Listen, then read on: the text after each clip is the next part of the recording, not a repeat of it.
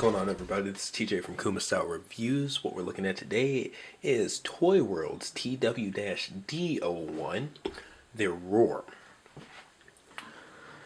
Here it goes. Really impressive chroming on here. This is out of this world fantastic. I love that the plates are posable individually.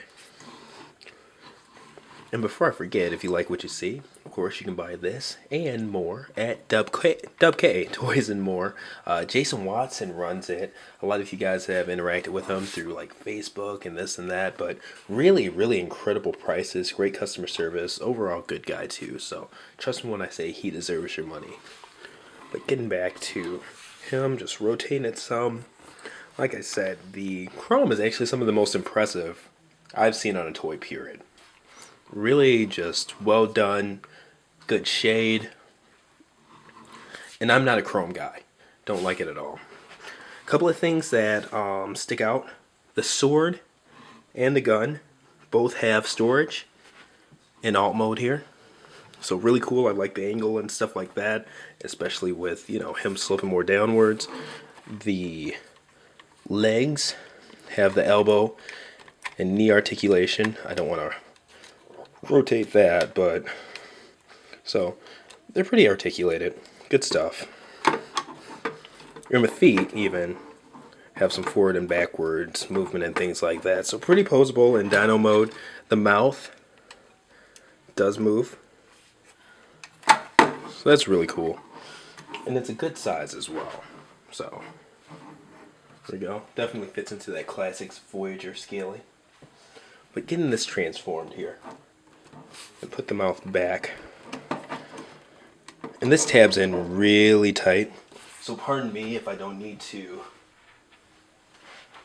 use a thumbtack like so to get some of these splits just started. So just something simple as that, not damaging the toys, just being careful. So let's get in there, wedging it. Because even if I had fingernails, I wouldn't necessarily want to break them screwing around with this stuff. It's okay. We just start by splitting the head there. This whole back panel folds over because these are the legs. Get these out of the way. Strong ratchets. It doesn't matter if they separate like that. You got to separate them anyway. The tail comes off, so tail is removable. We'll just keep that off for right now. All right. Got the legs fairly done there. So, okay. With these, they're panels on the inside of the leg. What you're doing, you're just taking these parts, flipping them in. So, and I do like what they have done with the leg design here. Alright, so you see how it goes in there? To really eliminate that dinosaur mode leg kibble.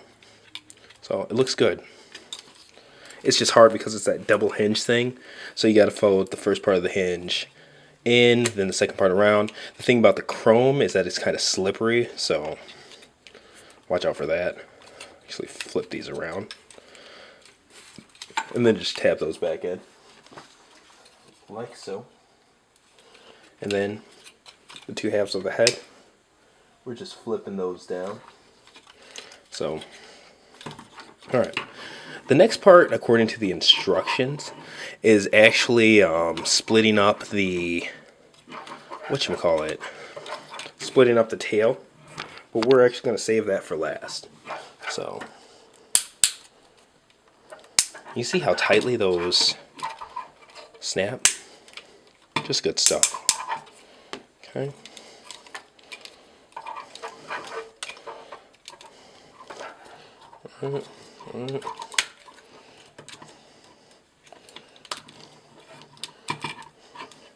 And this is pretty, and this, I didn't talk about it, but you're just hinging those up so they go back around. I popped one of these out of the ball joints. It happens, but they're pretty tight. So, just that. And then, I'm going to have to use my trusty thumbtack come out real easy. I just can't get in there. And this one's a little bit more hard because the fist are actually open, the finger's open. So what I'm doing, I'm trying to close the, I want to do this on camera, so it's something you might have to deal with too. But make sure the fists are closed when you try to pull it out so that you don't break anything. So make sure the fists are closed. It's hard to see because it's all black, but once the fists are closed, they flip out pretty easy there. Alright, and I'm just looking around, making sure that everything's in order.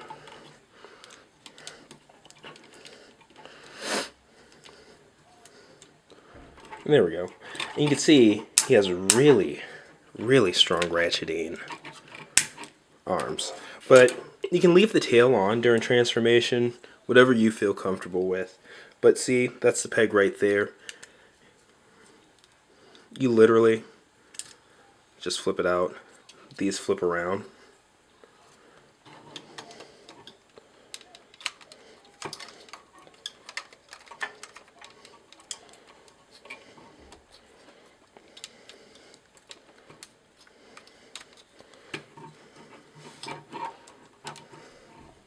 And there we go.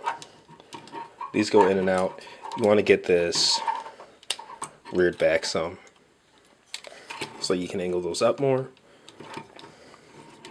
But there you go. That's the basics of it.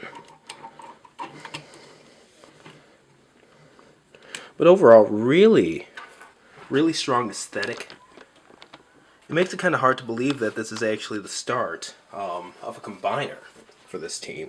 So let's get a sword out there. Now I think the sword had to be a bit sacrificed because of the fact that it pegs into the tail there. But let me see where his gun is. You see the gun stores on what's now his back. So unpeg that. And on a plus side, from my experience with like a Fans Project Columpio, these peg into his hands really, really well. And there he is. Just so that you can see how he looks. Like I said, really strong aesthetic. Classics Voyager scale. Take a look at him from front to back.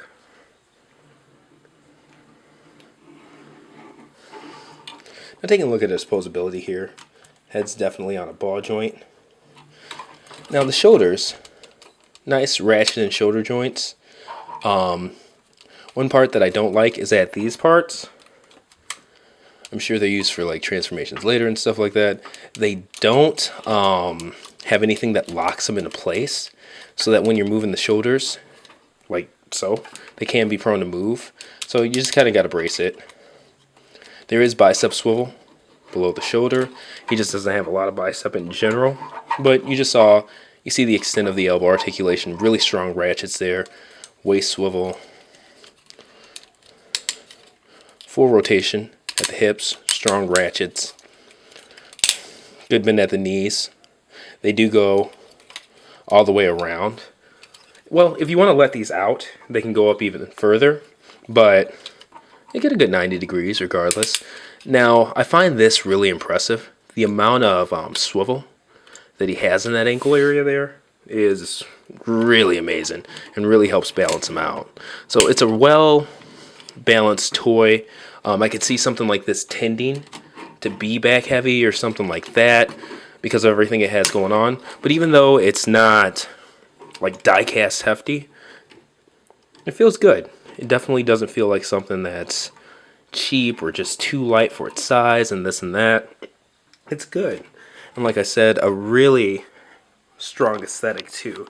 The head sculpt in particular is really, really nice, and it does have good light pipe in there too.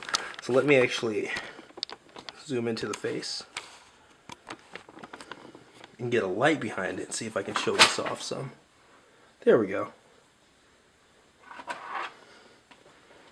So yeah, definitely good stuff. But once again, this is ToyWorld. Their TW-D01 Roar, which is the start of their homage to the Dinobots and their Dinobot Combiner. So if you like what you see, once again, go ahead and buy yours today at TW-D Toys and More. I believe this one's 120 ship, not sure off the top of my head, but I'll definitely list a link in the description so that you can go and check it out yourself. Anyway, this has been another Kuma Style review. Thanks for watching.